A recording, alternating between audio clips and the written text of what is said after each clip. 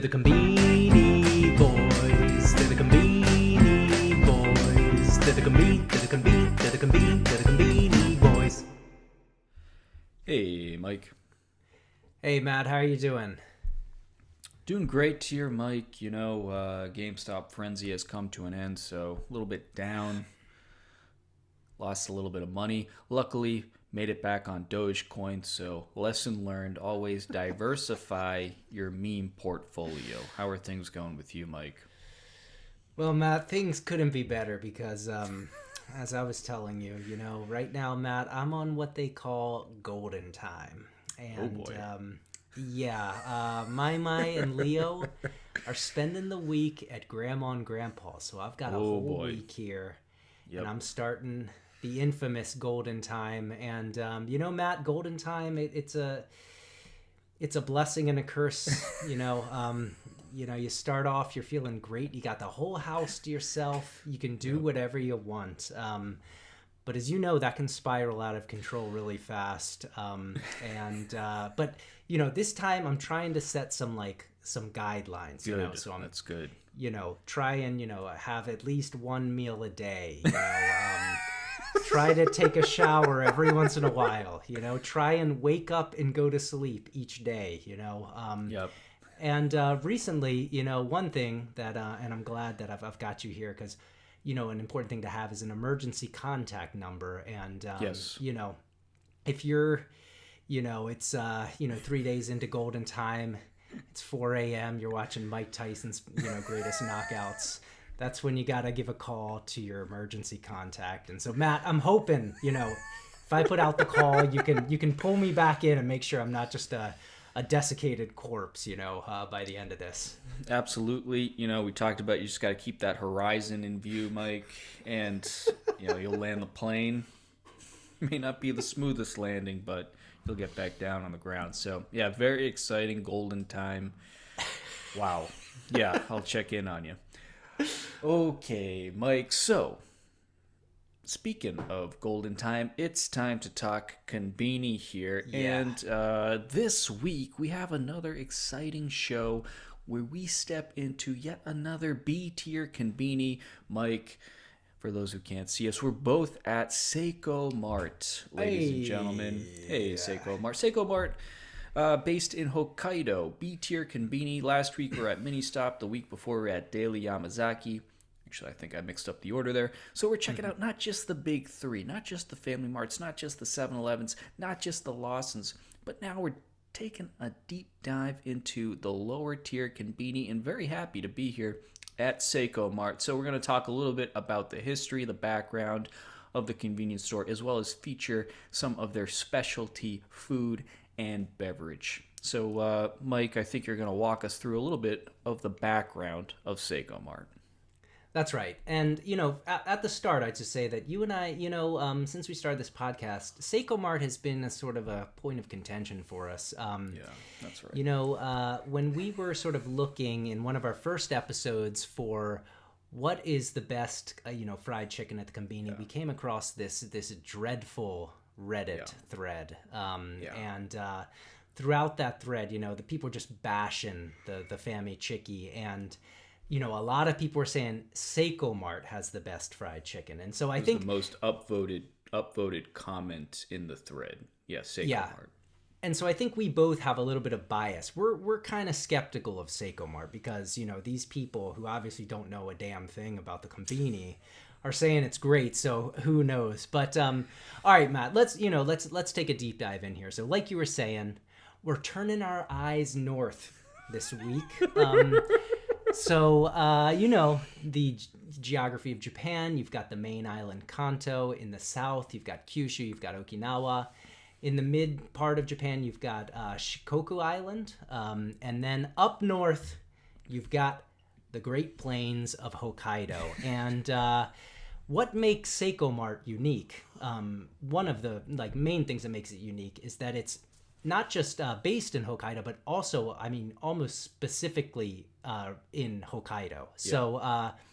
So Seicomart was founded in 1971 in Sapporo in Hokkaido. That's where the home base is today as well. And they have about, last check was 1,170 stores. Majority of those are in Hokkaido. I mean, like almost all of them. They have a few in the Kanto area, 82 in Ibaraki. I don't know why Ibaraki, but for the most part, when you're talking about Seicomart, you're talking about Hokkaido. Seiko, which means success in Japanese, Seiko. And also so those are the characters for success in Japanese, Seiko. But also the first CEO of Seikomart's name also had two characters that can be pronounced Seiko. So again, puns, sort of forming the backbone of Japanese culture yet again. So Seicomart, the parent company is called Seicoma. And they mostly manage their convenience stores, but they're also, a group company that not just runs the convenience stores, but they also do all of the like production and logistics for the foods that they create. Sorry, I said all, but maybe not all, but they have a bunch of suppliers, for dairy, for like fisheries, for vegetables. They're all like sort of managed under this one Seicoma group. Also, it's kind of like we looked at Daily Yamazaki. We said it was kind of like a mix between like a bakery and a convenience store. Ministop was like a fast food shop and a mini store. I'd say that Seicomart almost feels something almost like a little bit of like a grocery store mix into a convenience store. I saw something where, like in supermarkets, if their fresh produce or their fresh foods, if it gets a little late, then they actually discount them. They bring out the seal, and you can buy those late at night. So yeah, that sort of like describes sort of the gist of Seicomart, the company. I think, Matt, you're going to give us a little bit of a deep dive into the sorts of foods that we can find there. That's right, Mike. So I'm going to share a little bit about Seikomart's food here. And the first place I want to head, Mike, is where I'm already at. This is Hot Chef, okay?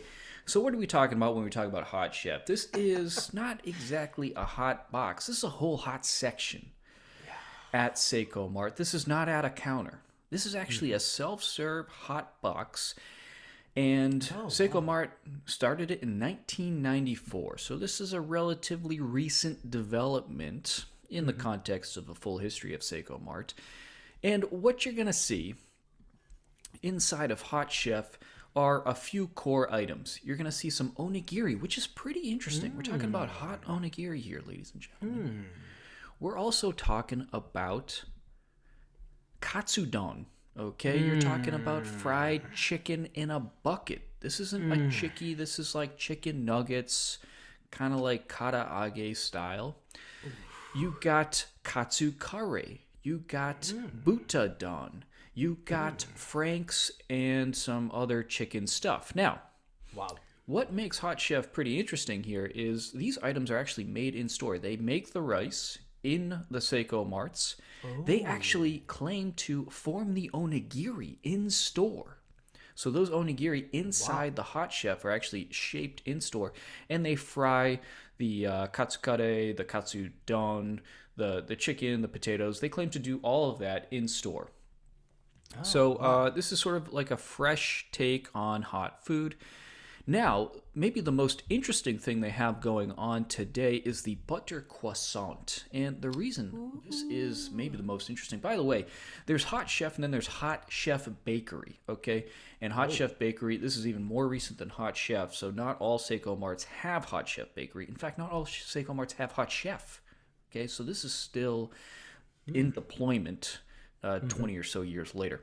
But the butter croissant, they actually import frozen croissant dough from France, and they have a specialty steam convection oven that makes these croissants in store. So this is a primo item here.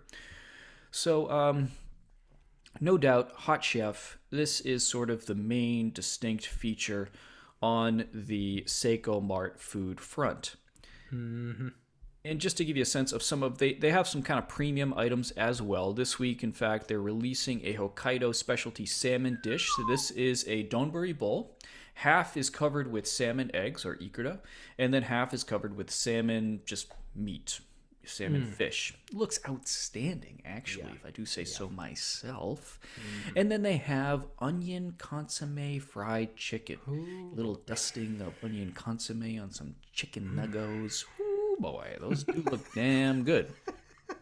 All right, let's move on here. Another interesting point about Seicomart, price point seems to be a thing. Now, Mike, you already mentioned that in the evenings they will discount their products. Now, I don't think 7-Eleven, Family Mart, Lawson could actually ever do that because every night there'd just be a chaos. You would need a police force the size of, who knows? You'd need half the Japanese population enrolled in the military to keep that under control. Now, Seicomart, limited Hokkaido, you can pull something like that off, I guess. I did look at prices, and to give you a sense here, you can get a hot carbonara for 110 yen. What? Ooh, yeah, and volume's pretty good. So that's actually a magnitude less than something out of 7-Eleven or Family Mart, right? All right. Speaking of price point, and also a distinctive food and beverage feature, we're going to the wine section, Mike. Believe it or not, Seicomart has a robust wine selection, and they have a few key points when they talk about their wine, okay? Well, they promote that they have delicious wine, lots of kinds, and a reasonable price. Okay. They have wines as cheap as 500 yen. Okay, at Seicomart. Now, not only that, they do have recommended pairings, and I do want to walk through a couple of these. For instance, you want to pair your fried chicken with a nice wine? Well, you want to look at the G Series Karumeneru. Okay, outstanding. And then say, hey, you picked up some potato salad. Well, then you want to pair that with some Francoani. I don't even know what that is. But, hey, you can pair sparkling wine with your potato salad. Wow, that is outstanding. Last point here about wine, Mike. You can actually buy a 10-set bottle of wine out of Seicomart, their online retail business, for 4,500 yen. That's 450 yen per bottle, ladies and gentlemen. Oh, my God. Yeah. Whew. So, yeah, really interesting. A lot of wine action going on. Hot chef, amazing prices. Gotta say, I'm pretty damn impressed with Seicomart, Mike, on the food and beverage front. Yeah, no, me too. I gotta be honest. When we were digging in and taking a deeper look, the fact that they have all of these, suppliers that they have under their wing, and it really seems amazing. I think now we're going to actually take a look at some items that we picked up that we thought were nice from Seicomart. That's right. So let's take a look here, Mike. Let's head over to yours first. Let's see what you got here. Ooh, ooh. Oh, I love this. Yeah, Matt. This is not just one item. This is the Choco Fair. This is a PDF flyer we've got here. Of course, Valentine's Day coming up, but one thing that I was noticing when they were talking about their suppliers, dairy. Dairy is a big thing up in Hokkaido. And so, like you were saying with those croissants, which I don't think, I guess it's butter, but I don't know. But, their desserts, I think are pretty strong as well. And I was just looking at some of these. This Choco Fair has got me pretty pumped up. And Matt, if you can zoom down in the lower left corner, if that would be okay. We've got a Gado Chocolat there, and that's, Matt, that's not a bad price point from what we've been seeing. That's $12. Yeah. That's $12. I mean, it is 12 centimeters by 4 centimeters, but from what we've seen, this is a steal. You better get out there and get this, because you're not going to find another price like this. Yeah, Mike, I actually saw the same thing earlier this morning. Yeah, this cake, it looks almost like a souffle. So it looks very light and fluffy. It's dusted with powdered sugar, and then even, a little mound of whipped cream there, 2 strawberries, 1,200 yen. Now, it does say it's 4 centimeters tall, which is roughly 2 inches. Now, the photography here, I mentioned this on Twitter. Whoever's doing their graphic design should probably work for Marvel Studios because this thing looks like it's closer to 3-4 feet tall. You put a toothpick up against that thing, it's not even gonna reach the top. But it does look really nice, and yeah, for $1,200, I'm sorry, 1,200 yen. That's a fair price considering what we've seen out of Lawson, Daily Yamazaki, all that stuff. Nice choice, Mike. I like this one. Thank you. All right, let's take a look. I also picked out an item. Like, I too was very impressed with the desserts here. And the one that caught my eye, speaking of Hokkaido, Mike, melon. A melon. Melon. And it's hard to convey how good a primo Japanese melon is for those who have never had it. But the best thing you've ever had in your life, just double it, okay? Yeah, it's worth every penny. $80, sure, take all my money. The stuff's incredible. Now, Hokkaido does have tremendous melon, and what Seicomart is doing is they're making a soft serve Hokkaido melon flavor. Mike, this has 8% fruit juice in it. I don't even know how that works.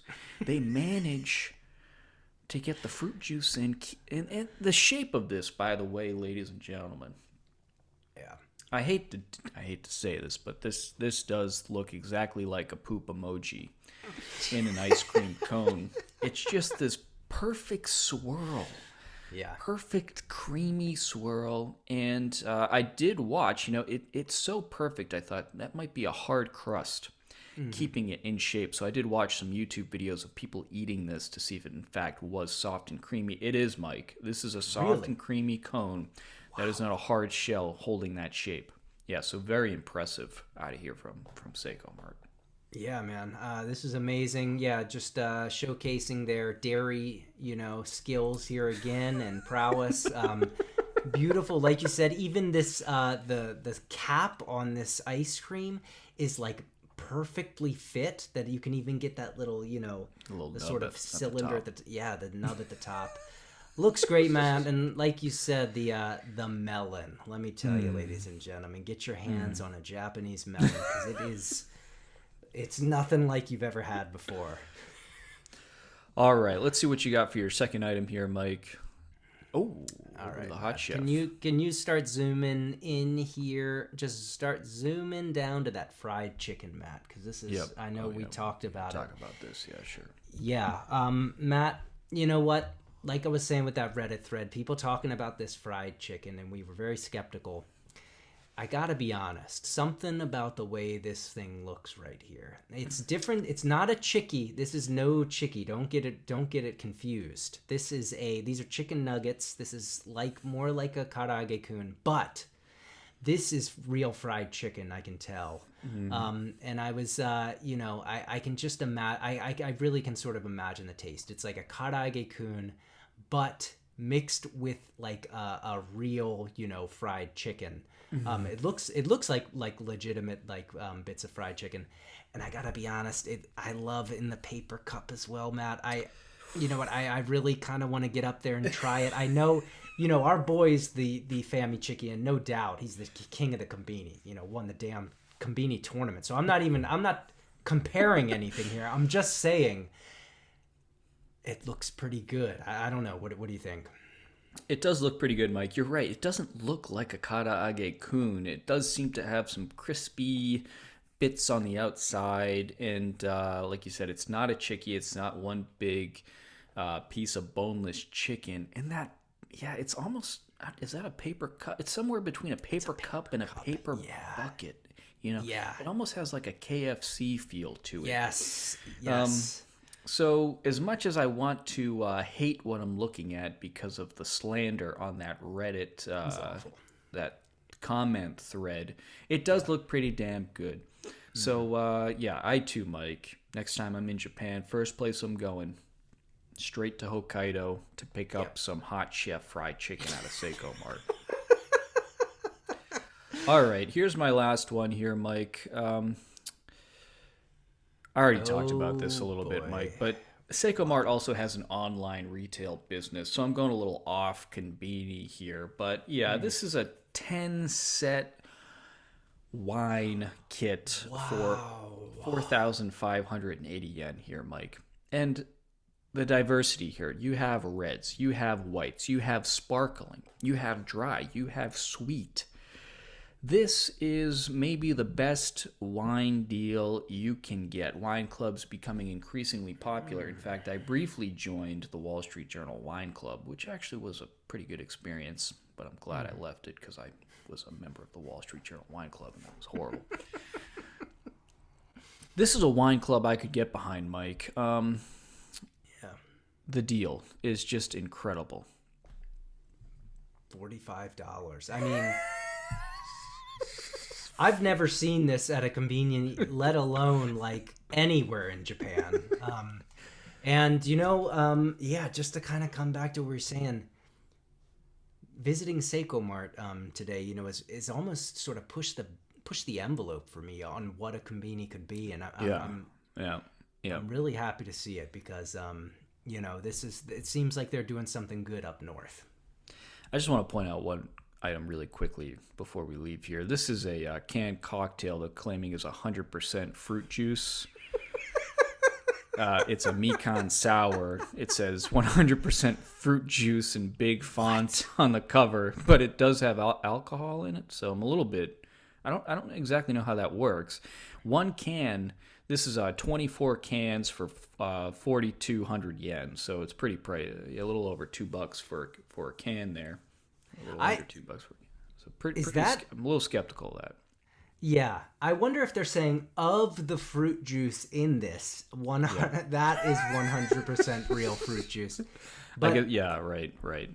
But I don't know. Maybe it's just Mikan juice and alcohol. In which case, that sounds like a screwdriver, right? That's a hell of a product right there. All right. So that wraps up Seicomart. Mike, I got to tell you. We've been to Daily Yamazaki, we've been to Ministop, we've been to Seicomart. For me, it's if I had to go to one of those three, it'd probably be Seicomart at this point. Like you said, they're kind of pushing the envelope of what a conveni can be. Very impressed with the hot chef, very impressed with the wine selection. Discounted items in the evening, you can't beat that. You can't beat that. So, very impressed. Yeah.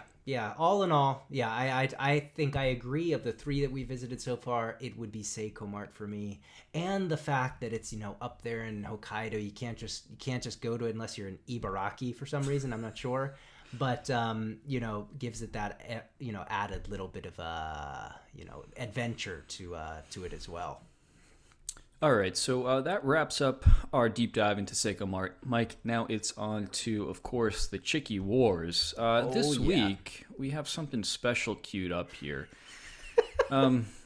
So there are no new Chikis out of any of the Conbini this week. However, there is something maybe even more important than that. And Mike, this was brought to our attention because Family Mart is releasing a karaage from a company called Moriyama, and they're saying that this particular karaage, by the way, it's a salt and garlic flavor karaage.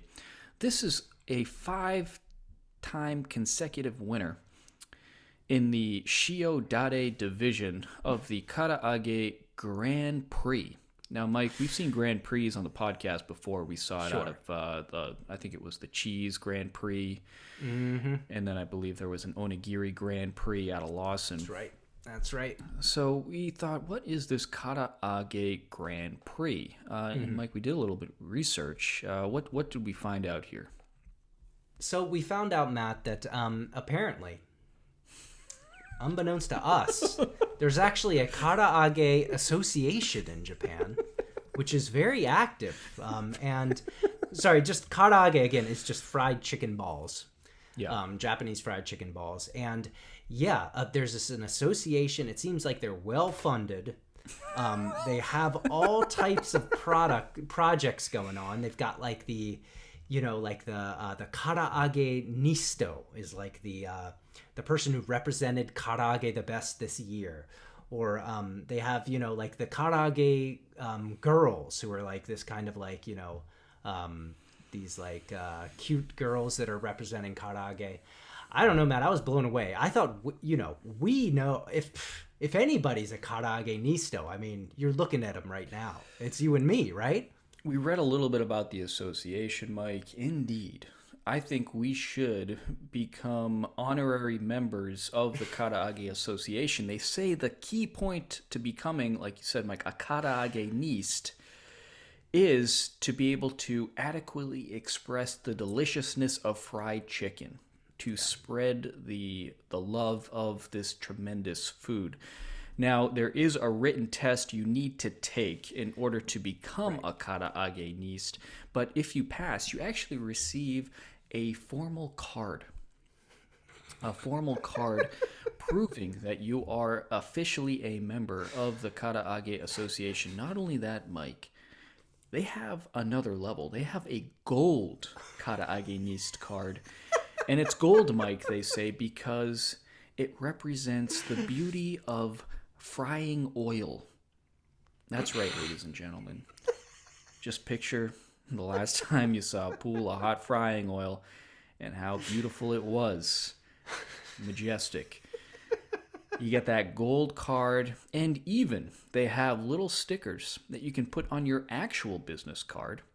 Oh my God. To encourage conversation with the person you're passing your business card to, because undoubtedly they're going to ask, hey, what is this Karaage nist? Well, let me tell you all about it, sir. So there's, like you said, Mike, they're incredibly active. In fact, the Karaage Grand Prix for 2021, they've just closed their entry period, and they'll be going through a series of tests, both written and tasting, I understand. And then they'll announce winners in April. Yeah, well, it's exciting to find out about this association. If any of our listeners have any connections, like try and let's get together. We've got some ideas as well. If there's anything that we want to promote, I mean, it's karaage, it's Chikis, Absolutely. So this was an exciting thing to learn about, and we're gonna definitely keep our eye on the Karaage Association. Yeah, we gotta check out when that next test is. All right, Matt. Well, that wraps up the Chiki Wars, and you know where we're going next, Matt. It's the scoreboard. This week, I'm going to hit you with some numbers. We got a bunch of new names on the scorecard, the scoreboard this week. So here, I'm going to give you the numbers. Family Mart with 44, Lawson 39, 7-Eleven 107, Ministop with 24, and Daily Yamazaki with 8 items. Any thoughts? Yeah, Mike, it looks like the big three are finally into the swing of things. Lawson playing right in that 30 to 40 space. Family Mart a little low, cooking at 44, but not totally out of whack there. 7-Eleven finally breaches the century mark at 107. Congratulations. Great to see you back up top. Ministop 24. We're still getting a feel, for how much Ministop releases per week. Daily Yamazaki at 8. Mike, I gotta believe, I don't know if that's because low output or because their scanner broke down for uploading images to their website. It could be, they're probably on a 56K modem uploading things to their incredibly crappy website. So I don't actually know if that number is real. We'll see what happens next week. Yeah. All right, Matt. Well, as always, we picked up our losers and winners for the week. Let's just kick it off with your loser for the week, as always. And so here we go. Matt's loser for the week, and boom. Oh, boy. Ooh, boy. Okay. So, Mike, what we're looking at here is a hash beef man out of Lawson. If you could zoom in on that, Mike. So, of course, this is a Nikuman. Now, You sure? This actually looks... This has so much potential. So much potential. We're talking hash beef with the demi-glace sauce. Chopped up beef. Stewed for hours. The demi-glace sauce. But then some rogue son of a bitch had to go and put sour cream in there, Mike. There is a dollop. Not even a dollop. That thing looks like it was pumped in with a pastry bag. Sour cream, ladies and gentlemen. Heated up in the hot box. I have no idea how this went so off the rails. I mean, it had such a good thing going with the hash beef. Again, the demi-glace sauce, Mike. And then somebody said, let's put some sour cream in there. God almighty. Oh, Matt, I think I've said before that, one of my comforts in this world is Mons. You get in there, they got the hot box, you get it out, it's steaming hot, and you bite in because inside there you've got just all goodness. Well, this one's giving me nightmares. I imagine you get that one out, you take a bite, the first instant, you get that demi-glaze sauce, and then as you proceed in that next instant, you just get a mouthful of that goo there. Matt, this is a travesty. It's just a shame, I hate when they do the mon like this because, like I said, it's a comfort not just to you and me, but I mean to people all over the world. And it's a good point, Mike, because they don't mention the sour cream in the title of this. They just call it the hash beef mon. And so you're going to bite into that thing thinking you're just getting hash beef. No, you're getting some sour cream in there too. So that's a landmine. Watch out. Oh God, it's bad. All right. Well, hey, I'm gonna go on to my loser then. That's quite a loser, but I think I have a loser as well, Matt. So just like Ministop last week, this week we got Daily Yamazaki on the scoreboard for the first time. I thought we got to give him its knocks, and Matt, it wasn't really hard. You could have just picked any 8 of these items. I mean, they didn't have a great output this week. Matt, what we're looking at here, if you can tell, I wouldn't know what this is if someone showed it. Let me try to explain. This is apparently the cheese white okonomiyaki. So okonomiyaki, just as a refresher, it's shredded cabbage, and then it's made into a pancake. It usually has like egg and usually some pork or something inside of it. It's a really great food out of Osaka. We've introduced it before, but first off, this looks nothing like okonomiyaki. If someone didn't say it was okonomiyaki, I have no idea. To our podcast listeners, what we're looking at is there's a black, looks like plate of some sort. I'm not sure. And then on top of that, you just got like somebody like dumped a yellow, like bright yellow. Yellow. Yeah. Cheese, I guess this is, but it's white okonomiyaki. Okonomiyaki is not white. I've never heard of this phrase before. So I imagine what's inside of there is just like maybe some cabbage, and then on top of that is just melted cheese just sort of draped over top of it. And then you have shredded cheese on top as well. Matt, I don't know. This just doesn't seem practical or good in any way. I don't know. What do you think? No, Mike. A couple of thoughts here. First, it says I think the white it has a carbonara sauce on top. Oh boy, that's what's going on. On an okonomiyaki. On an okonomiyaki. Oh God Almighty! And the yellow tinge here, I gotta believe again. Daily Yamazaki. The camera's got to be broken because a lot of their items actually have this yellow hue to them, and I gotta believe their equipment is just faulty. There's these products don't look like this. You're right. There's no way something could be this color. That's a good point. This is there's an also an impossible color. onigiri up there that's very yellow as well. A lot of a lot of yellow. Yeah, most of the stuff on the website has this weird yellow hue to it. So I think it's faulty equipment. That's a good point. Well, all right. If anybody gets this and they can let us know the real color, please let us know because it is a mystery right now. But yeah, so that's my loser for this week. Daily Yamazaki, step it up.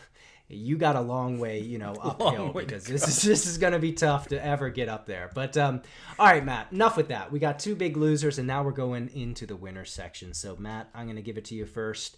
What is your winner for this week? All right, Mike, this is out of Ministop, okay? And what we're looking at is a pork curry, okay? Mike, you want to zoom in on that for me? Yes, I do. So this is a bowl of curry here, everybody, and I can't describe adequately. This looks like a mudslide landed in a plastic bowl with chopped pork on top. This thing is maybe the dirtiest diaper we've seen on the podcast. This is just pure sludge, okay? Oh yeah. This came out of a concrete truck churning for days and days, and then it was slowly poured out into a plastic bowl, and you heat that boy up, and you better clear your calendar, because you don't know what's coming after you eat this thing. It does look really good. The chopped pork on top looks nice. It's big chunks, that rich curry sauce. Now, interesting here, Mike, the curry covers the whole bowl. They don't do the half. There's no line. There's no division between the white rice and the curry. They just slathered it on there. So this Ministop, I like it.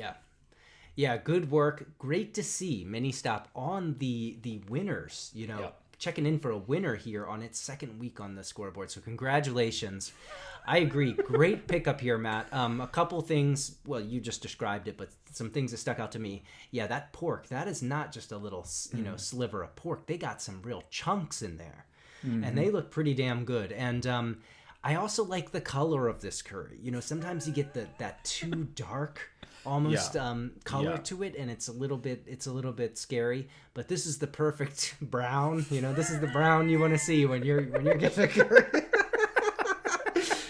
And and again, a mystery. If there is rice down there, we don't know. I imagine they've got to be. There's got to be rice down there. Yeah. Yeah, no, it would be impossible. So, Matt, great pickup. Love it. And, again, congrats to Ministop. All right, Matt. Well, going on to my winner this week, and here we go. Ooh. All right, Matt. I got to be honest. Oh, boy. I'll be honest. This week, I struggled a little bit. Nothing really stuck out to me too much. And then... this is just right in my sweet spot. So, I'm a shoe maniac. I'm a shoe lover. Matt, what this is coming out of Lawson. The Hobo Cream Shoe. Chocolat. Look, I'll tell you what this is. This is a shoe cream. But there's some distinct features to this shoe cream. On top, you have finely ground chocolat. Some chocolate on top of this... this pastry, and then inside you have the white cream. Okay, fair enough. But then you have a layer of what looks to be just incredibly soft, almost like chocolate mousse style, super soft chocolate filling. Matt, I don't know. I don't have much else to say. I love shoe, and this just looks freaking amazing. No, Mike, I too took a long, hard look at this one. It looks outstanding. And I gotta tell you, I'm so impressed with what they've managed to pack into the shoe dough. It's so light and delicate. They're really testing the structural integrity of that dough by packing. Like you said, Mike, this is a mix of some kind of mousse or pudding or something with the whipped cream on top, and then that dust of chocolate on top. Again, Lawson demonstrating yet again that its sweets game is on a whole nother level. Great choice, Mike. Yeah. All right, Matt. Well, that wraps us up for the scoreboard this week. So next week, hopefully we're going to be seeing some Seicomart. And I wouldn't be surprised after the the glowing reviews we gave it this week. But all right, Matt, that wraps us up for the scoreboard this week. All right, so now it's on to my favorite segment each week. That's At the Genba with Mike. The Genba, of course, the place where the action happens. Mike, you're in Japan where all the action is. What do you have to review for us this week? All right, Matt. Well, I got a big one. I got one that I've been putting off for a while, and we got to talk about. So let me just throw it up on the screen here. Matt, you know what? Here we go. So, Matt, couple weeks ago this came out. This was a big one. Twitter was alive with chatter about this one, and for good reason. This is the Famichiki buns. It's just a buns, lady. It's a bun, ladies and gentlemen. But it's not just any bun. This is a bun that you put your Famichiki inside. So you make it into a Famichiki sando. And as you can see, Matt, it has some tartar sauce. And you know how I've been with the tartar recently, you know. You know, I was talking about it last week. You know, I'm a Long John Silver boy. It's well established now. And but Matt, all right, let me just cut to the chase. You know, I'm going to give it 4 stars. Wow. 4 stars. Yeah. And this is just a bun, you know, but what goes inside it is what's so important. So the bun itself was nice, super soft. And the reason I don't give it 5 stars is because they said tartar sauce, but really, Matt, this was just like a scrape of tartar sauce. And you know, you buy it and you open it up and it's not even like spread out evenly. It's like just like one little dab of tartar sauce. So that was really disappointing. But the important thing is what you put inside it. And I mean, you're just eating the Famichiki. So like, I can't really, you know, it's hard to not give this anything, you know, less than 4 stars. And it was nice, you know, it was like a chicken patty from heaven. The tartar sauce was okay, you know, it was a nice little compliment. And I think you would have been satisfied. Yeah, and this is a shot across the bow of Lawson, of course, who's had their El Chiki bun out for some time. Family Mart trying to one-up them by putting sauce on it, in this case tartar sauce, like you said, Mike. But yeah, disappointing that it's just a scrape. They're stingy with the tartar sauce. Maybe worthwhile to try the Tade Chiki, a.k.a. the Taru Famichiki on that, which has tartar sauce stuffed inside. So maybe that would satisfy your Long John Silver craving. But yeah, hard to give anything with Famichiki in it less than 4 stars. Right. I agree. And you know, it's not like the other you know, Famichikis where they're actually trying to alter the flavor of it. You know, this is just like, you know, it's just you're putting the boy in there and he's going to perform. I mean, there could be anything. I got to be honest, they might not even have needed that tartar sauce. You know, just give it the bun. A different way to hold it and eat it. I mean, that's pretty much all you need. But yeah, Matt, so that wraps up the Genba this week. And that wraps up, I think, pretty much this show for the week. It's been a quick one. Yeah, it's been, man, these are flying by. Episode 41 in the can. I want to thank everybody for listening. Be sure to rate us and subscribe to the podcast on Apple Podcasts or Spotify. Also, you can check us out on YouTube, subscribe to the channel, like our videos, and be sure to check us out on Twitter, Facebook, and Instagram. We're especially active on Twitter. If you have a Conbini memory or Conbini composition, you can leave it at anchor.fm/Conbini Boys. Or if you're in the US, you can dial 617-453-8207. So thanks again, everybody, for listening. And Mike, I'll see you at the Conbini. See you at the Conbini, Matt.